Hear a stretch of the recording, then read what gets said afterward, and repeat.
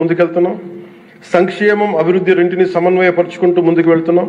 నిన్న గవర్నర్ గారి ప్రసంగంలో అదే ప్రస్ఫుటంగా గోచరించింది. అలాగే ఈ సందర్భంలో గవర్నర్ శ్రీ అబ్దుల్ నజీర్ గారి వ్యక్తిత్వం గురించి ప్రత్యేకంగా చెప్పుకోవాలి అధ్యక్ష.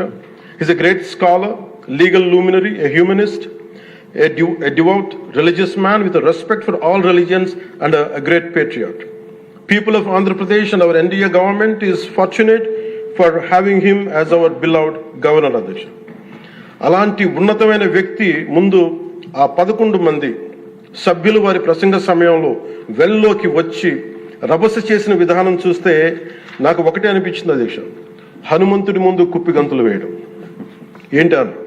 అలాగే 151 నుంచి 11 సభ్యులకి పడ్డ వారిని చూసి మనం అందరం కూడా నేర్చుకోవాల్సింది, గుర్తుపెట్టుకోవాల్సింది అది భారతరత్న వాజ్పేయి గారి మాటల్లో, democracy రెsts on one belief and that is when leaders cannot solve the problems, the people will.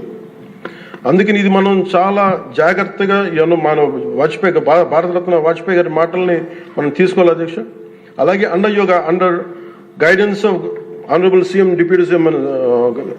CM Shri CBN Chandrababu Naidu గారు ఈ భారతరత్న వాజ్పేయి గారి మాటల్లోనే వారు దాన్ని తెలియజేస్తాం అధ్యక్ష.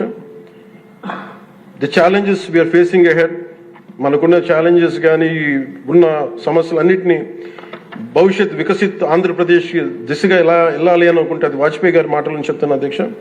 It's no problem we cannot tackle, no challenge we cannot face, no opportunity we cannot seize. Jai Hind and జై భారత్.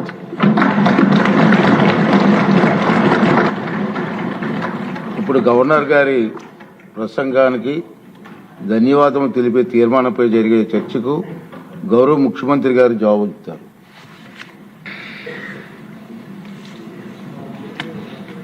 అధ్యక్ష,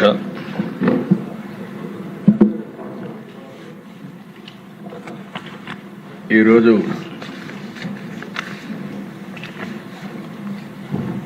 బడ్జెట్ రెండోసారి ఫుల్ ప్లెడ్జ్డ్ బడ్జెట్తో మనం సమావేశం అవుతున్న అధ్యక్ష. ఈ సందర్భంగా సభ నడిపిస్తున్న తీరుకి మిమ్మల్ని మనస్ఫూర్తిగా అభినందిస్తున్నాం. నా తరఫున డిప్యూటీ సీఎం గారు, బీజేపీ అందరం కలిసి మిమ్మల్ని అభినందిస్తున్నాం. ఒకప్పుడు ఈ అసెంబ్లీ బూతులకు ఒక నమూనాగా ఉండేది.